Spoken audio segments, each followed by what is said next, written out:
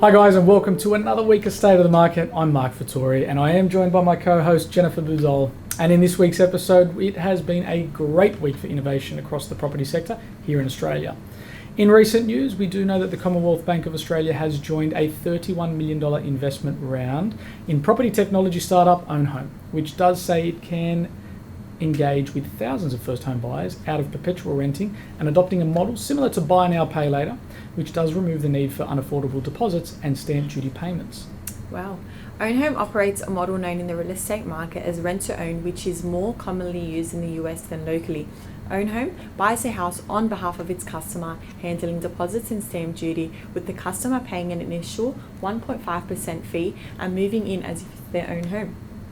The customer also puts in an additional 1% to begin a purchase offset and makes monthly payments to OwnHome, which includes the building of equity, which is 2.5% in their dwelling each year. And then after 3 to 7 years, they actually can buy the property at an agreed price at any time. Fantastic. With the fees considered, it would mean that a potential buyer would need to have access to approximately $25,000 upfront to move into a $1 million valued home. OwnHome co-founder James Bowe said that this represented 1/10 of the upfront outlay for an equivalent property with a 20% deposit and stamp duty plus conveyancing costs. As a comparison, we do know that 20% deposit and stamp duty on the median house price here in Sydney now requires approximately $350,000 of upfront outlay. This shows why the model would be welcomed openly by applicants across the state of New South Wales. Awesome. To industrial news now, rents within the industrial sector will soar up to 50% over the next 5 years due to a dramatic mismatch between supply and demand in a tight market where the average national vacancy rate is near 1%, industry experts say.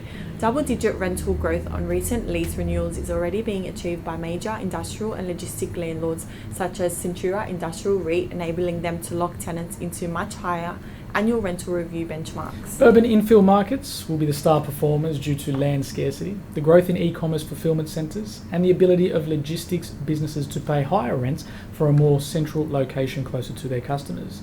CBRE is forecasting near 10% annual rental growth for infill markets such as South Sydney over the next 5 years, understanding that about 10% of tenants' overall cost is rent, while about 50% of their cost is transport. So paying a rental premium is something that they certainly can absorb, whereas with traditional users, it probably cuts more into their bottom line. On the coattails of the industrial sector's growth, we know that this continues to widen the urban sprawl across most major capital cities in the country, giving residential mum and dad investors the chance to take advantage of the equity waves that follow industrial infrastructure changes that are happening at a much more rapid pace these days. A lot more to see in 2022, I think.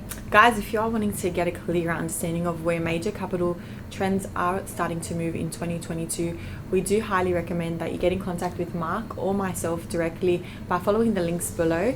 But that's about it for this week's State of the Market. Thank you for your time and we'll see you next week. Thanks, guys.